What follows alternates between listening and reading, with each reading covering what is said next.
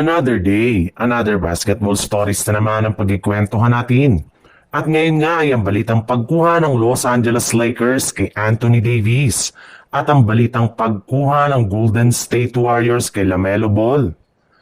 Kahit ayaw naman nga ni Anthony Davis sa pag-trade sa kanya ng Lakers sa Dallas, ay wala rin naman nga siya ditong magagawa kundi mag-focus na lang sa kanyang kampanya ngayon sa Mavericks. Marami nga silang dapat ayusin sa kanilang game plan, gayong masyado nga itong dinomina ng Lakers lalo na ni Austin Reeves at Luka Doncic. Pero sa kabila nga niyan, ay marami pa rin ngang nagtatanong kung kaya pa ba nga ng Lakers na makuha si Davis mula sa Mavericks sa isang trade.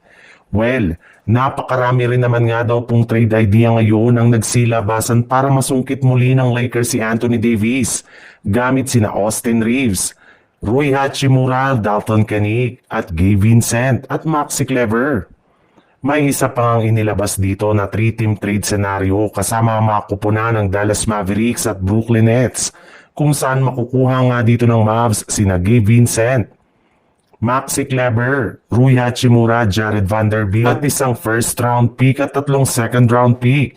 Masusungkit naman dito ng Brooklyn Nets si Dalton Kenick at isang second round pick habang ang Lakers naman ay makukuha dito si Anthony Davis. Sa ibang balita naman, simula nga ng sunod-sunod na pagkatalo ng Golden State Warriors na sinabayan pa ng pagkawala ni Stephen Curry sa kanilang lineup.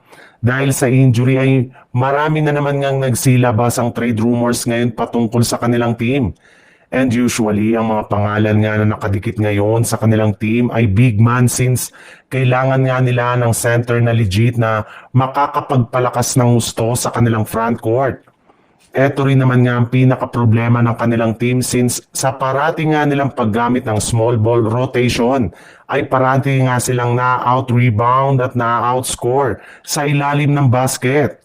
Ngunit sa kabila nga ng napakaraming center na posibleng kunin ng Golden State Warriors sa trade market, ay mas gusto pa rin nga ng kanilang team na makakuha ng isang bagong point guard.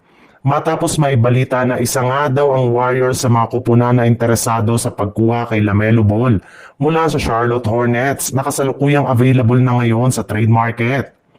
Kahit man nga pinipilit na nga ng mga analyst at fans na kumuha ang Golden State Warriors ng bagong center, ay ayaw pa rin naman nga nila itong gawin dahil mas gusto pa rin nga nila ang bagong guard na may pangtatandem kay Stephen Curry sa backcourt.